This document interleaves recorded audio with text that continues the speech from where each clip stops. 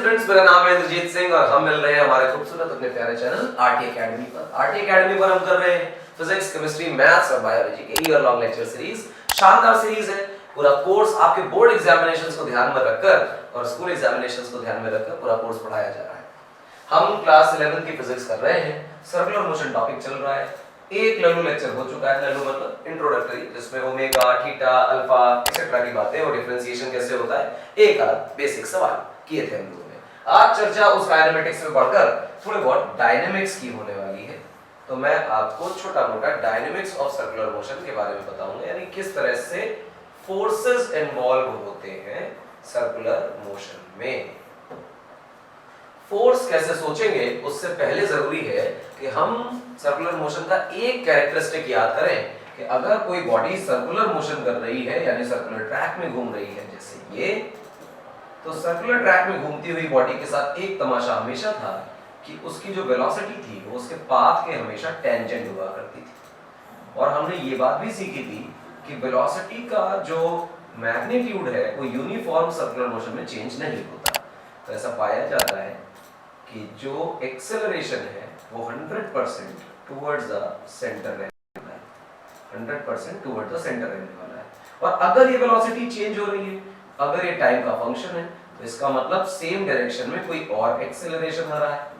जो रेडियस की डायरेक्शन में, सेंटर की डायरेक्शन में एक्सेलरेशन आएगा उसे सेंट्रीपिटल या रेडियल एक्सेलरेशन बोलेंगे, और जो टेंजेंट डायरेक्शन में एक्सेलरेशन आएगा उसे टेंजेंशियल एक्सेलरेशन बोलेंगे। यहां से जन्म होगा इस कॉन्सेप्ट का कि किसी बॉडी जो सर्कुलर मोशन पे चल रही है, सर्कुलर पाथ पे चल रही है, उस पर लगने वाली फोर्सेस कैसी होती है। तो आइए देखते हैं। सबसे पहला काम एक्सेलरेशन से डील करना है। कॉन्सेप्ट है हमारा एक्सेलरेशन इन सर्कुलर मोशन। भाई आपके अपने पास एक पाथ है, वो सुंदर बढ़िया प्यारा, और इस पाथ पर बहुत सारे बनाने हैं टेंजेंट्स। इन टेंजेंट से मालूम चलेगा कि पाथ में चलते हुए पार्टिकल की वेलोसिटी आखिर क्या है। मैं 4 एरोस बना रहा हूं, काफी दूर हैं एक दूसरे से, तो हम ये मानकर चलेंगे कि ये स्पीड चेंज कर रहा है और अपनी डायरेक्शन भी चेंज कर रहा है। तो मैं स्पीड चेंज करता हुआ मान लेता हूं। नेट एक्सेलरेशन को बच्चा हम 2 डायरेक्शंस में मानते हैं। सबसे पहला, इस बालक का कोई ना कोई सेंटर रहा होगा, तो towards the centre, towards the centre. ये टोटल एक्सेलरेशन नहीं है, ये वो एक्सेलरेशन है जो कि इस सर्कुलर मोशन करते हुए पार्टिकल की वेलोसिटी की डायरेक्शन को बदल रहा है। इसे किताबों में ए आर लिखा होता है। ये एक्सेलरेशन को हम लोग नाम दिया करते हैं ए आर, इसी को हम नाम दिया करते हैं ए सी मतलब सेंट्रीपिटल एक्सेलरेशन।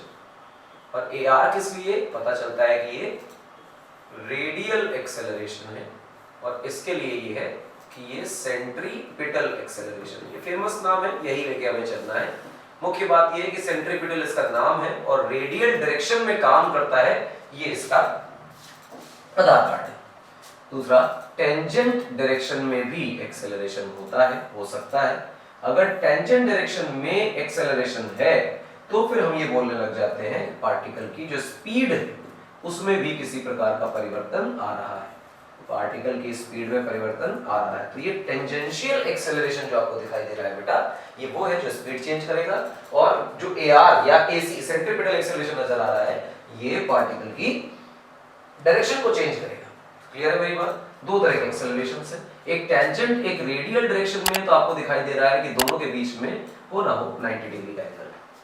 अब अगर मैं कहूं कि पार्टिकल पर लगने वाला नेट एक्सेलरेशन क्या है, ए नेट की वैल्यू तो आप वेक्टर फॉर्मेट से निकाल सकते हैं, और वो है A R square plus A T square, यानी टेंजेंट डायरेक्शन में जो एक्सेलरेशन है उसका स्क्वायर प्लस रेडियल डायरेक्शन में सेंट्रीपिटल एक्सेलरेशन जो है उसका स्क्वायर का स्क्वायर रूट, बेसिकली 90 डिग्री वाला अंडर रूट ए स्क्वायर प्लस बी स्क्वायर का फॉर्मेट लगा दिया था स्पेशल। ध्यान दें, ये जो रेडियल डायरेक्शन का एक्सेलरेशन है जिसको हम सेंट्रीपिटल एक्सेलरेशन कहते हैं, उसका फॉर्मूला होता है ओमेगा स्क्वायर आर या फिर v स्क्वायर अपॉन r। ये है हमारा सेंट्रीपिटल एक्सेलरेशन।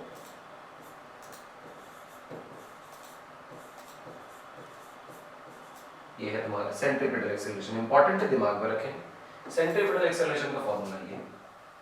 इसके बाद जो at है टेंजेंशियल एक्सेलरेशन उसका फॉर्मूला होता है बेटे dv ओवर dt, यानी कि rate of change of speed, not velocity, rate of change of speed. Clear है मेरी बात? हाँ। अब तुम ध्यान दो कि जब तुम पढ़ते थे सर्कुलर मोशन, तो सर्कुलर मोशन दो तरह का हुआ करता था। एक होता था नॉन यूनिफॉर्म,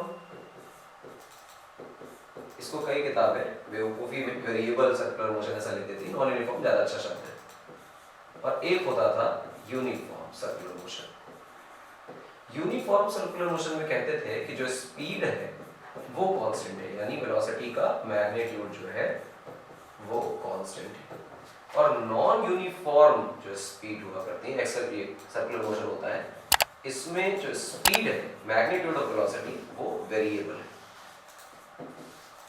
इसका मतलब ये होगा कि अगर ये स्पीड बदल रही है तो dv by dt, मैं स्पीड लिख रहा हूं ना कि वेलोसिटी, डायरेक्शन से मुझे मतलब नहीं।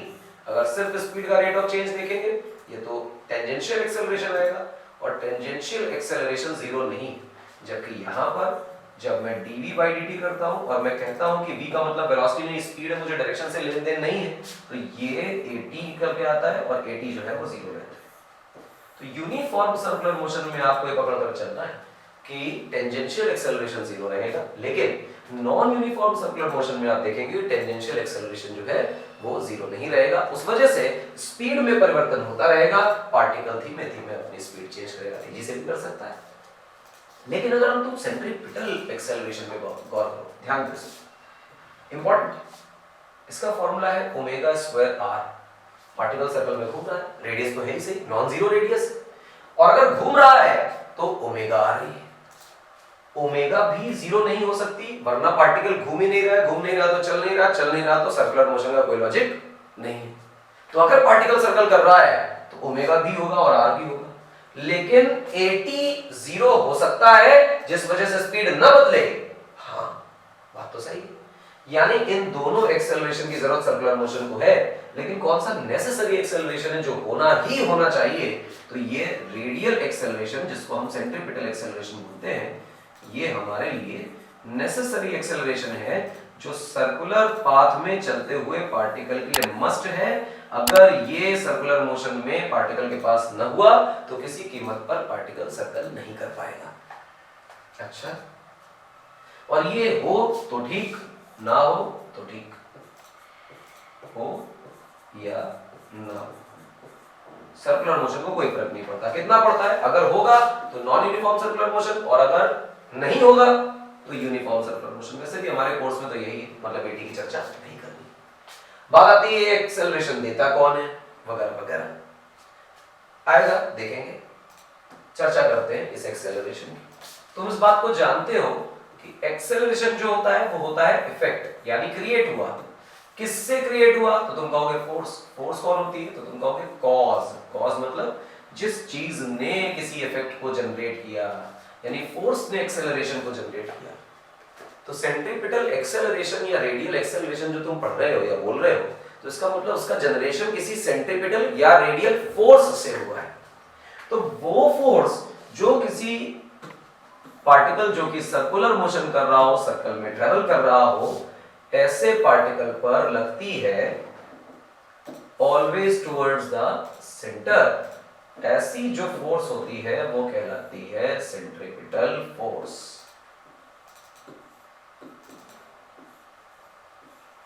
ये रही वेलोसिटी, ये रही फोर्स की डायरेक्शन, और फोर्स की डायरेक्शन हमेशा हमेशा सेंटर की तरफ है, रेडियल इनवर्ड है। ये कहलाती है centripetal force.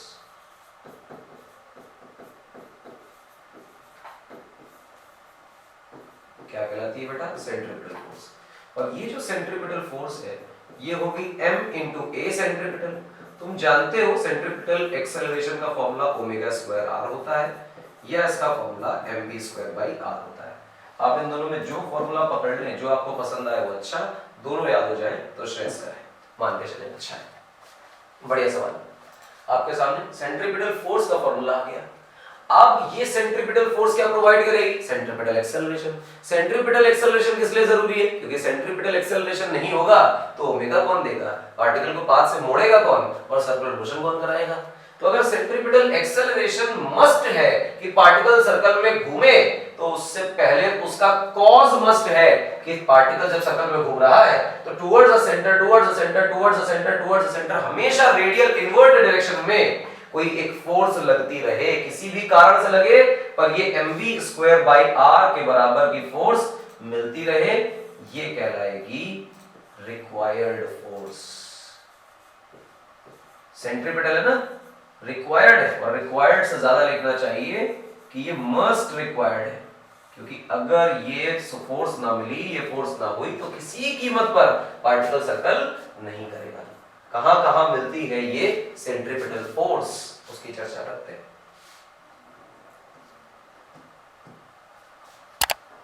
Motion of earth around sun, ये अर्थ है और किसी स्टार के, जो कि हमारा सन है, उसके अबाउट घूम रही है। कहीं ना कहीं कोई ना कोई तो रेडियस भी है हमारे इस ऑर्बिट की, ये मान लिया। और फिर तुमने कहा कि अर्थ की वेलोसिटी कुछ ऐसे है और ग्रेविटेशनल फोर्स अंदर काम कर रही है। जब अर्थ की लोकेशन यहां आ जाएगी तो ग्रेविटेशनल फोर्स ऐसे काम करेगी, जब अर्थ की लोकेशन यहां आ जाएगी तो ग्रेविटेशनल फोर्स ऐसे काम करेगी। और आप देखें कि जो ग्रेविटेशनल फोर्स है वो सेंट्रीपिटल फोर्स की तरह बिहेव कर रही है। हम कहेंगे gravitational force is behaving as centripetal force. इसका मतलब ये है कि सेंट्रीपिटल कोई नई फोर्स नहीं है, नया जुगाड़ नहीं है, बस इतना है कि कोई भी force, gravitational, tension, friction, electrostatic, whatever, जिस भी तरह की फोर्सेस आ जाए, वो फोर्सेस अगर पार्टिकल पर हमेशा उसकी वेलोसिटी के परपेंडिकुलर हो जाए, यानी उसे सर्कुलर पाथ में भगाने लग जाए, तो फिर ऐसी फोर्स जो हमेशा radial inward toward the centre काम करती हैं, उन फोर्सेस को ही हम सेंट्रीपिटल बोलने लगते हैं। यानी सेंट्रीपिटल सही मायनों में एक नेचर हुआ। जवाब है हाँ। और एग्जांपल देता हूं, अगला देखो क्या लिखा है। इलेक्ट्रॉन का न्यूक्लियस के अबाउट मोशन, मान लीजिए न्यूक्लियस है, किसी सर्कुलर ऑर्बिट में एक इलेक्ट्रॉन साहब घूम रहे हैं किसी v स्पीड से, भाड़ में जाए स्पीड मुझे मतलब नहीं, मुझे मतलब इस बात से है कि towards the centre electrostatic force लग रही है।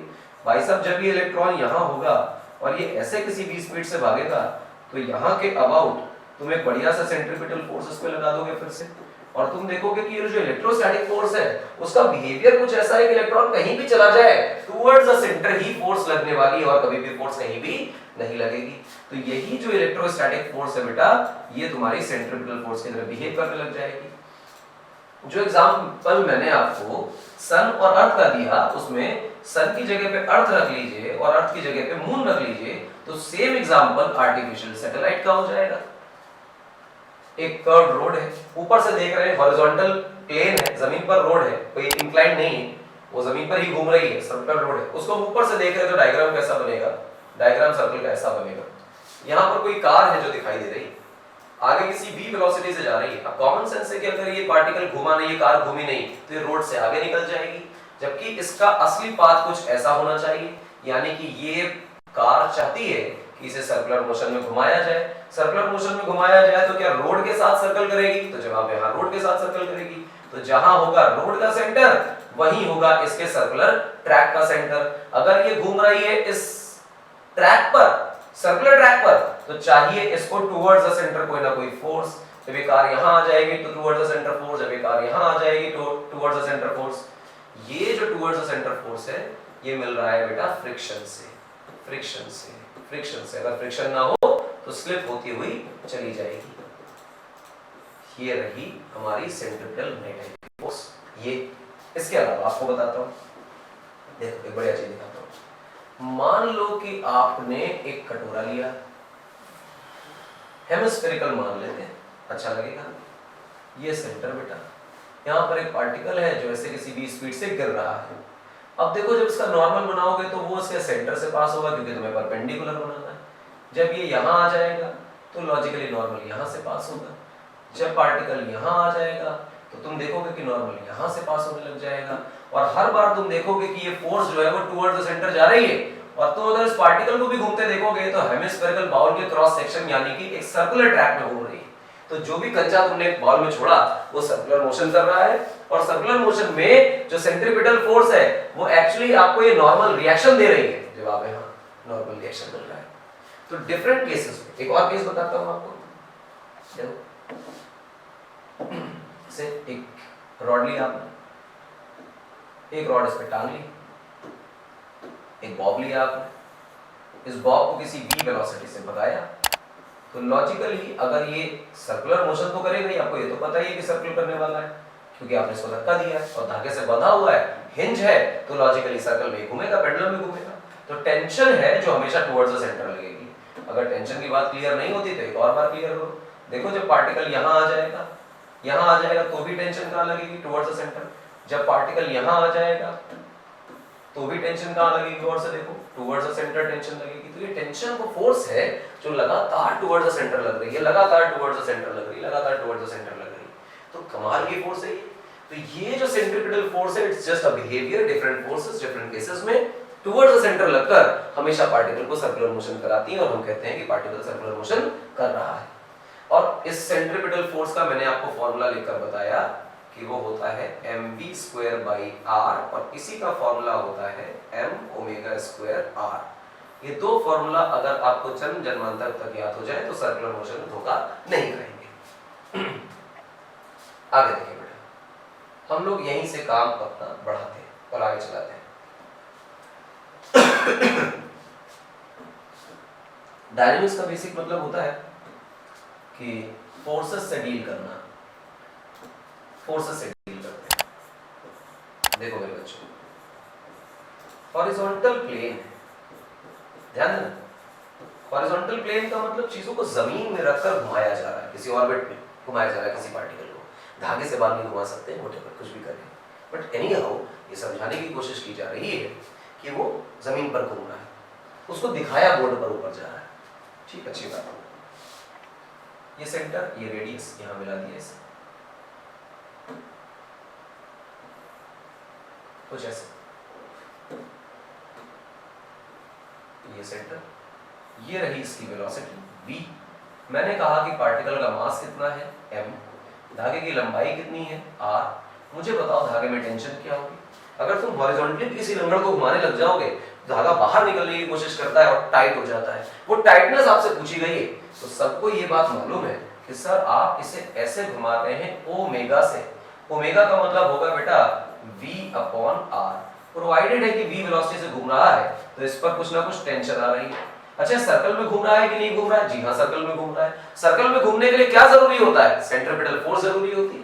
तो जो सेंट्रिपिटल फोर्स रिक्वायर्ड है, क्या वो mv²/r है? तो हम कहेंगे हाँ। क्या सर्कल में घूम रहा है? हाँ घूम रहा है। तो रिक्वायरमेंट पूरी हो रही है? हाँ रिक्वायरमेंट पूरी हो रही है। कौन रिक्वायरमेंट पूरी कर रहा है? टेंशन सेंट्रिपिटल फोर्स प्रोवाइड कर रहा है। तो जो भी सेंट्रिपिटल फोर्स लग रही है वो लग रही है इस टेंशन की वजह से। तो हमारी टेंशन सेंट्रिपिटल फोर्स mv²/r के बराबर होगी। इसी को किताबों में कैसे लिखते हैं? किताबों में लिखते हैं ऐसे कि एक पार्टिकल है, वो सर्कुलर मोशन में घूम रहा है, उसकी जो रेडियस है उस रेडियस की वैल्यू 2 मीटर्स की है, जो ब्लॉक है वो 2 किलोग्राम्स का है और वो ऐसे जा रहा है 4 मीटर्स पर सेकंड की स्पीड से। बताइए कि जिस धागे से वो जुड़ा हुआ है उस धागे की टेंशन कितनी होगी? तो हम कहेंगे बड़ा आसान है यार, धागे की टेंशन तो कोई दिक्कत नहीं है। टेंशन जो है वो रिक्वायर्ड सेंट्रिपिटल फोर्स के बराबर है। मास 2 है, स्पीड बेटा 4 है, रेडियस जो है वो भी 2 है, 2 से 2 कैंसिल, आंसर है 16 न्यूटन्स। 16 न्यूटन्स का जो फोर्स है ये टेंशन के तौर पे डेवलप हो गया। इस तरह से लग रहा है। ठीक, यहाँ से मैं एक कॉन्सेप्ट और डेवलप करूंगा जिसको हम बोलते हैं बेटा centrifugal force, pseudo force. Pseudo force का क्या मतलब है वो समझना।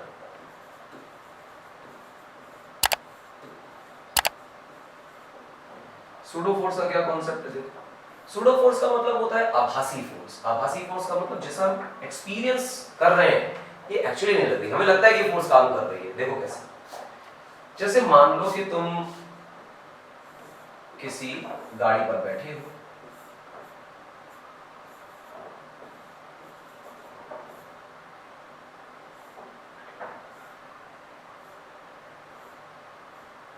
पीछे भी एक सीट है, यहां भी कोई बैठा है, तुमने अपनी गाड़ी चलाई और किसी भी स्पीड से जा रही थी, अचानक आपने ब्रेक मार दिया। जब आप ब्रेक मारेंगे तो ये आदमी आगे की ओर गिरेगा। अब मुझे बताइए, ब्रेक मारकर तो अपनी गाड़ी को रोका है, क्या इस आदमी को आगे धक्का मारा है? बिल्कुल नहीं मारा। तो क्या आदमी आगे गिरता है? डेली एक्सपीरियंस से गिरता है। इस तरह की फोर्स जो लगी नहीं लेकिन हमें महसूस हुआ कि किसी ने फोर्स लगाई, धक्का मारा, हम कहते हैं सूडो फोर्स है। इसे ठीक तरह से समझो तो ऐसा समझोगे कि गाड़ी जब चल रही थी तो पीछे वाले की बॉडी का जो अपर पार्ट है उसका इनर्शियल मोशन का था, आगे की तरफ वेलोसिटी, उस वेलोसिटी को मेंटेन करना चाहता है, इनर्शिया ऑफ मोशन। तुम गाड़ी को रोक रहे हो ब्रेक लगा के, पर अपर बॉडी पे तो कोई फोर्स नहीं लग रही, तो वो अपने इनर्शिया की वजह से अपनी वेलोसिटी क्यों खत्म करेगा? तो वो आगे गिरता है। लेकिन फोर्स का एक्सपीरियंस हम करते हैं, ऐसा लगता है कि धक्का लगा, तो वो धक्के कोई ठीक से समझाया जा रहा है, समझे कैसे? सर्कुलर मोशन को जो पिछला क्वेश्चन मैंने कराया, इस क्वेश्चन को हमने एक्सपीरियंस किया या उसको एनालाइज किया ग्राउंड फ्रेम से।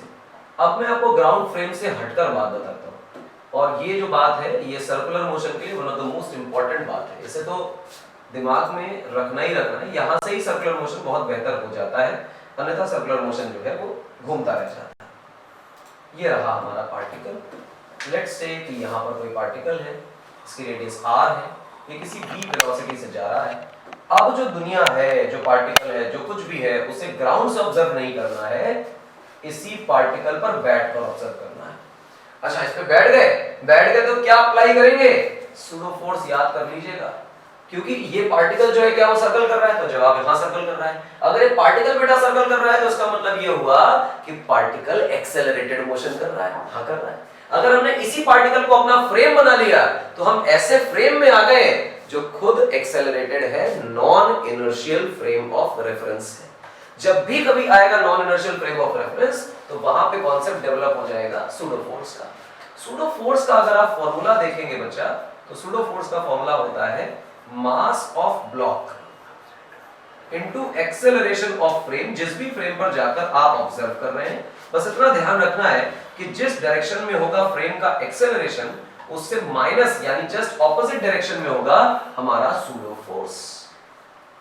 ये मैंने आपको न्यूटन्स लॉज वाले चैप्टर में पढ़ाया है, नहीं है तो इतना याद रख लीजिए। अब देखिए कि आपको पता है कि ये पार्टिकल जो है वो घूम फिर के कर तो सर्कल रहा है, तो इसके ऊपर लगने वाला जो सेंट्रीपिटल एक्सेलरेशन है वो टुवर्ड्स द सेंटर है, तो हमारे फ्रेम का एक्सेलरेशन टुवर्ड्स द सेंटर है। तो सूडो फोर्स कहां लगाओगे बाबू? सूडो फोर्स लगाओगे अवे फ्रॉम द सेंटर। कितना? m into acceleration. हाँ, एक्सेलरेशन किसका? एक्सेलरेशन फ्रेम का। पर मेरा पार्टिकल ही मेरा फ्रेम है, तो इसी का एक्सेलरेशन लिख दो यार, mv²/r। और अंदर की तरफ क्या लग रही है? टेंशन। ठीक, क्या तुम फ्रेम पर बैठकर सोच रहे हो? हाँ, फ्रेम पर बैठ के सोच रहे हो। क्या बैठे हुए फ्रेम को हमेशा हम रेस्ट पर देखते हैं? तो जवाब है हाँ, हमेशा रेस्ट पर देखते हैं।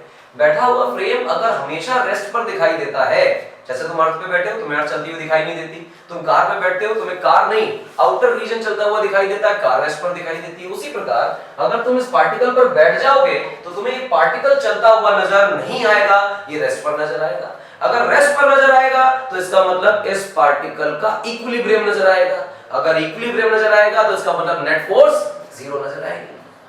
अंदर वाली फोर्स बराबर बाहर वाली फोर्स। हम लिखेंगे from the frame of particle. Particle के फ्रेम से चीजों को सोचे, देखे, एनालाइज करें तो सूडो फोर्स डेवलप होती है। और साथ में हम ये बात लिखते हैं कि नेट फोर्स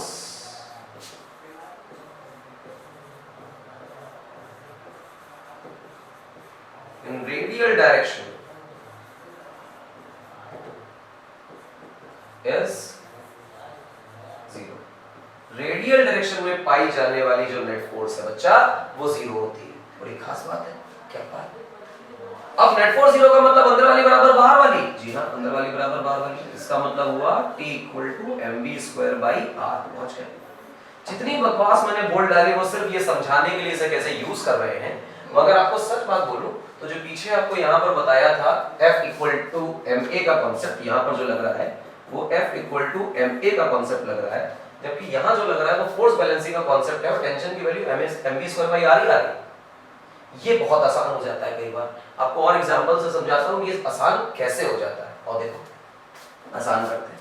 ये सेंट्रीफ्यूगल फोर्स, सूडो फोर्स, आभासी, महसूस हो रही पर लग नहीं रही। देखो मैंने आप लोगों को अभी ये क्वेश्चन कराया था। ये r लंबाई की हमारी स्ट्रिंग है, इस पे m मास का पार्टिकल है, इसे किसी v वेलोसिटी से हैंग कर दिया गया है और जो प्लेन है वो वर्टिकल है, हॉरिजॉन्टल नहीं। इस बार जो घुमाया जा रहा है वो वर्टिकल प्लेन में हैंग किया गया है। अब पूछा जा रहा है कि धागे में टेंशन कितनी होगी, तो हमने कहा धागे में टेंशन पूछ रहे हो, छोटा मोटा सवाल हमारे लिए 2 मिनट में कर देंगे। देखो कैसे करेंगे। हम कहेंगे इस पार्टिकल का mg काम कर रहा है कि नहीं कर रहा है, तो हम कहेंगे हाँ कर रहा है। क्या mv स्क्वायर बाई r काम करेगा towards the centre away from the centre. एक काम करो, सारी चीजों को इस ब्लॉक पर बैठ के ऑब्जर्व करो। जैसे बैठे क्या रेस्ट पे आ गया, हाँ रेस्ट पे आ गया। क्या इस पर फोर्स लगेगी, सूडो फोर्स लगेगी। कहां लगेगी, रेडियल आउटवर्ड डायरेक्शन में। कितनी लगेगी, mv स्क्वायर बाई r। तुम ये फोर्स सूडो लगाते ही कहते हो कि रेडियल डायरेक्शन में फोर्स बैलेंस है, अंदर वाली फोर्स बराबर बाहर वाली फोर्स। अंदर लग रही है टेंशन और बाहर लग रही है mg plus mv squared by r। 2 minute में आंसर आता है। सूडो फोर्स से काम जल्दी हो जाता है, आसान, 2 मिनट में हो जाएगा। चलो एक बढ़िया सवाल कराता हूं आपको।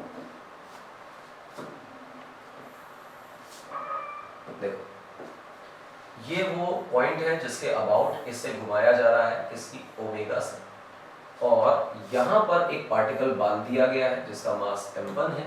कोने में भी एक पार्टिकल बांध दिया गया है जिसका मास m2 है। और फिर ये कहा जा रहा है कि इन भाई साहब की जो रेडियस है वो लेट से r1 है। r ले लेते हैं तो बेहतर रहेगा, ज्यादा वेरिएबल्स का फायदा नहीं है क्योंकि मैं डेटा नहीं दे रहा हूं आपको, सिर्फ वेरिएबल में चीजें सॉल्व करा रहा हूं। एक बात तो तय है, जब ये दोनों पार्टिकल घूमेंगे इस रस्सी के साथ तो घूमने की रफ्तार तो दोनों की बराबर रहेगी, यानी ओमेगा दोनों का सेम रहेगा। एक कंप्लीट सर्कल दोनों सेम टाइम में करेंगे तो फिर दोनों का ओमेगा सेम, ठीक, ओमेगा सेम।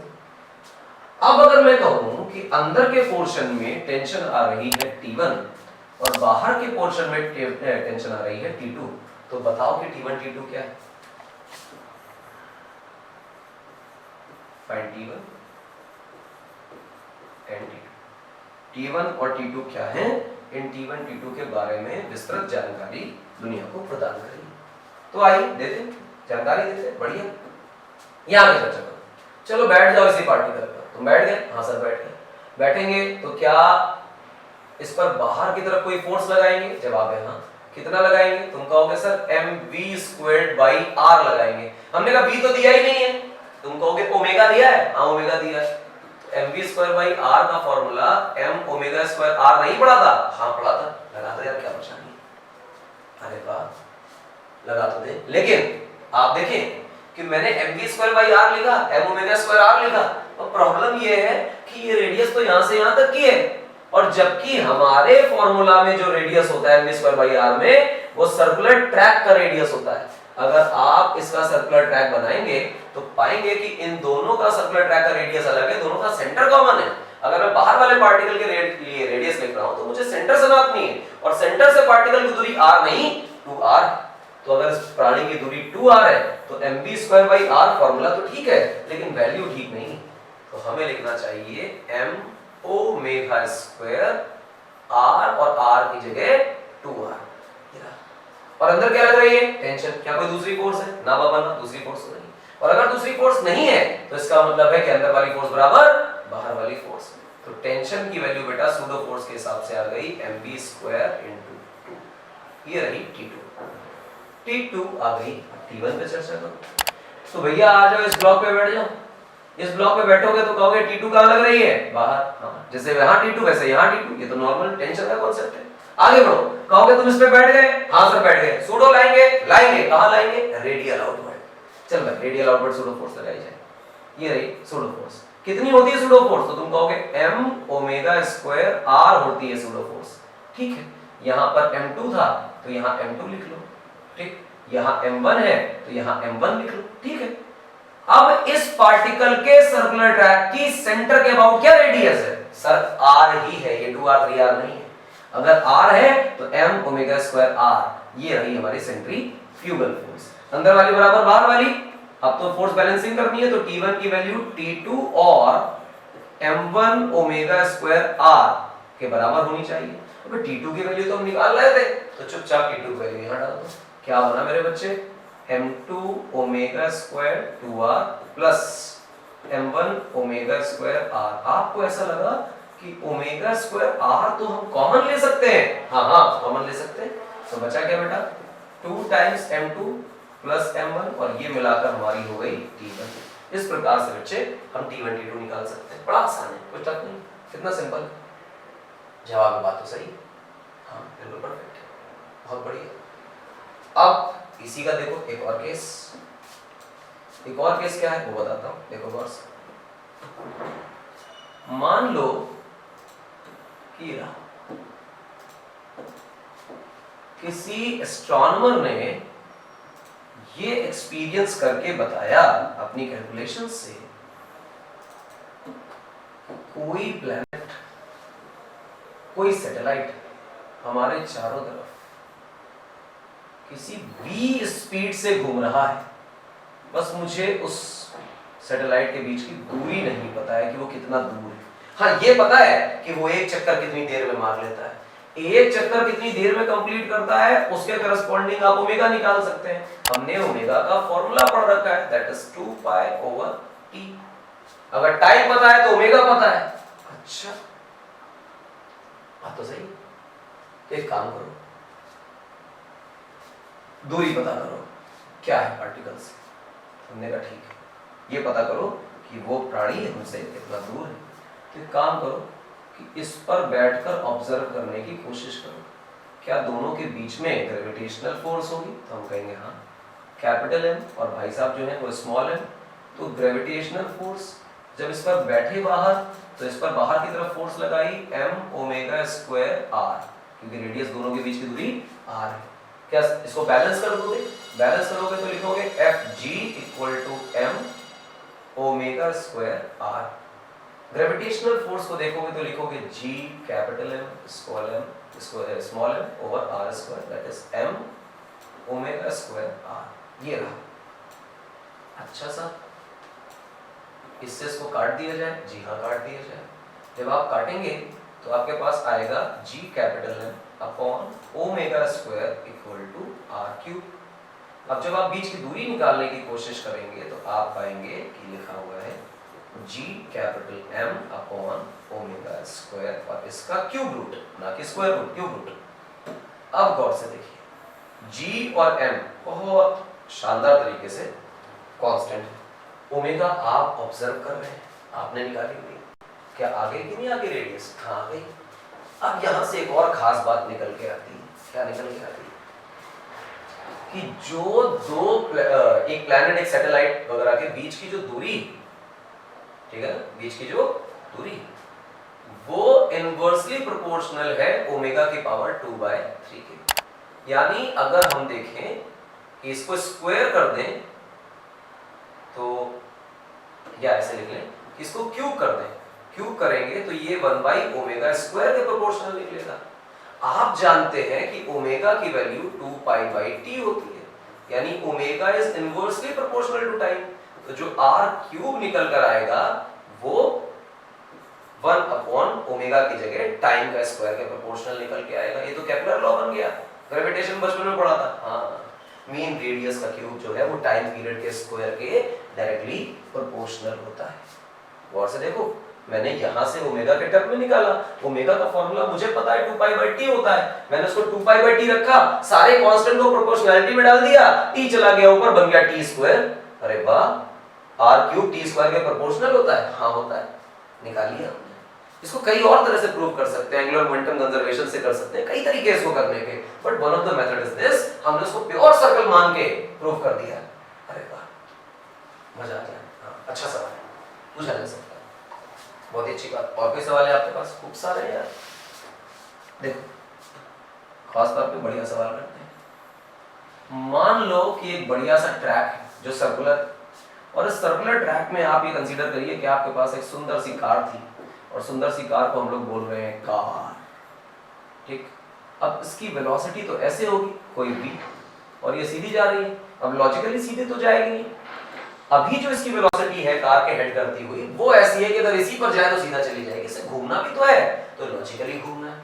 अगर घूमना है तो इसका मतलब रोड के साथ सर्कुलर ट्रैक में घूमना है। अगर रोड के साथ सर्कुलर ट्रैक में घूमना है तो वही सेंटर हमारे कार के सर्कुलर मोशन का होगा जो इस रोड, इस ट्रैक का सेंटर है, और रेडियस भी उतनी होगी। और अब अगर हम इसे देखें तो ये इस प्रकार से सर्कुलर मोशन करते हुए एक सर्कुलर कर्व ट्रैक में जा रहा होगा। कैसे घूम रहा है ये? सेंट्रीपिटल फोर्स मिल रही है इसलिए घूम रहा है। अगर इसे मिल रही है सेंट्रीपिटल फोर्स और ये टर्न करता जा रहा है एक सर्कुलर ट्रैक में, इसका मतलब ये हुआ कि सेंट्रीपिटल फोर्स कोई प्रोवाइड कर रहा है। कौन कर रहा है सेंट्रीपिटल फोर्स प्रोवाइड? तो अभी अभी हम लोगों ने देखा था कि सेंट्रीपिटल देने वाला एक महान जीवात्मा फ्रिक्शन है। ये रहा फ्रिक्शन। आप देखें कि इस बॉडी पर जो नॉर्मल रिएक्शन ग्राउंड से लग रहा है वो mg के बराबर है। ये सब कुछ जमीन में हो रहा है, हॉरिजॉन्टल में हो रहा है, उसको हम ऐसे करके बना रहे हैं यहाँ पर। इसका मतलब अंदर की डायरेक्शन जो है ना वो बेटा mg की है, और बाहर की जो डायरेक्शन है बेटा वो नॉर्मल की है। तुम सोचो, अंदर नॉर्मल, जमीन के नीचे mg और ऊपर की तरफ नॉर्मल, तो ऐसे हुआ। इसको घुमाकर ऐसे लिख दिया जाए तो mg चला गया अंदर और नॉर्मल आ गया बाहर।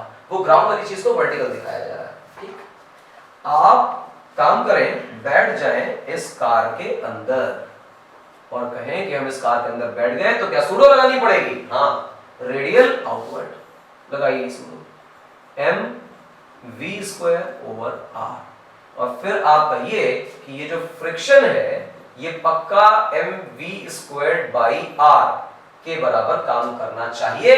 अगर करेगा तभी ये हो सकता है कि हमारा पार्टिकल सर्कल करे, वरना तो स्लिप हो जाएगा पक्का। अगर इतनी फ्रिक्शन नहीं लग पाई तो चलेगा नहीं, स्लिप हो जाएगा। कई बार जब बहुत तेज चलाते हैं तो पार्टिकल स्लिप कर जाता है, कार स्लिप कर जाती है, बाइक स्लिप करती है, पर तो साइकिल भी स्लिप करती है। वो इसी वजह से कि ये वो फ्रिक्शन, देखो गौर से, जिस स्पीड से तुम चल रहे हो उसके करस्पॉन्डिंग कोई ना कोई सेंट्रीपिटल फोर्स है कि नहीं? जवाब है हाँ। ये चाहिए कि नहीं चाहिए mv²/r? जवाब है हाँ चाहिए, तो वरना तो सर्कल नहीं कर पाएंगे। कौन देगा? तो हम कहेंगे फ्रिक्शन देगा। अगर फ्रिक्शन ये सेंट्रीपिटल दे पाया तो सर्कल में घूम गए, और नहीं दे पाया तो स्लिप हो गए। यानी कि ये वो फ्रिक्शन नहीं है जो लग रहा है, ये वो फ्रिक्शन है जो कि रिक्वायर्ड है। अच्छा, तो लग कितना रहा है? तो तुम जानते हो कि Fk की वैल्यू होती है बेटा μ × n। म्यू को मेरे बच्चे म्यू रहने दो, और नॉर्मल की वैल्यू mg के बराबर है। लेवल रोड है, ध्यान रखिए, मैं लिख देता हूं एक बार, लेवल रोड है, यानी मैं 10 बार बोला भी है कि हॉरिजॉन्टल प्लेन है। तो ये रहा आपका Fk, जिसकी वैल्यू है म्यू के टाइम्स mg। अब देख, ये वो फ्रिक्शन है जो लग रहा है, ये वो फ्रिक्शन है जो चाहिए। इतना नहीं लगा तो सर्कल में नहीं घूमा, और लग कितना रहा है? ये 10 रुपया चाहिए, नहीं हुआ तो कुरकुरे नहीं आएंगे, और इतना रुपया मेरी जेब में पड़ा है। अगर कुरकुरे चाहिए तो मेरा जो जेब में पड़ा हुआ 10 से ज्यादा होना चाहिए, 10 या 10 से ज्यादा। 10 रुपए होंगे तो भी कुरकुरे आएगा, ज्यादा होंगे तो भी आएगा। पर सोच, मेरी जेब में जो पड़ा है वो मेरी रिक्वायरमेंट से कम हो गया तो कुरकुरे नहीं आ पाएंगे। जो फ्रिक्शन मैक्सिमम लग रहा है वो रिक्वायरमेंट से बड़ा हो गया, तो सर्कल में घूम नहीं पाएगा। इसका मतलब ये हुआ कि मेरी रिक्वायरमेंट मैक्सिमम फ्रिक्शन से कम होनी चाहिए। तो मुझे लिखना चाहिए mu mg must be greater or equal to mv²/r। m cancel, तो v स्क्वायर की जो वैल्यू है वो बन गई बेटा म्यू g r।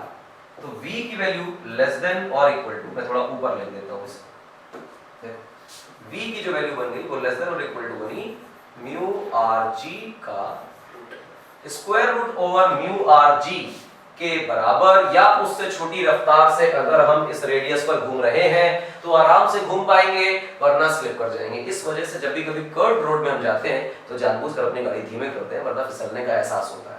और जो नमूने ऐसा नहीं करते, उन्हें शौक होता है तेज चलाने का, तो कई बार गाड़ी स्लिप करती है और वो स्किप करते हुए रोड से बाहर की तरफ चले जाते हैं।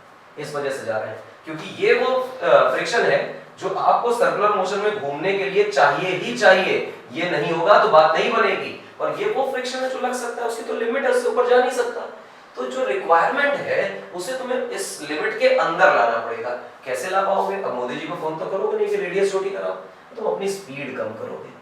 स्पीड कम करते ही रिक्वायरमेंट कम हो गई, रिक्वायरमेंट कम करते ही वो मैक्सिमम के अंदर आ गया, लिमिट के अंदर आ गया, बात बन गई, जीवन खुश, अच्छा चलता है। ये है इंपॉर्टेंट सवाल, आपके पेपर के लिए पूछा जाता है। आज हम लोगों ने डायनामिक्स में बहुत सारी प्रॉब्लम करी, काफी सारे केसेस देखे, और ये देखा है कि सेंट्रीपिटल और सेंट्रीफ्यूगल कैसे लगाया जाता है।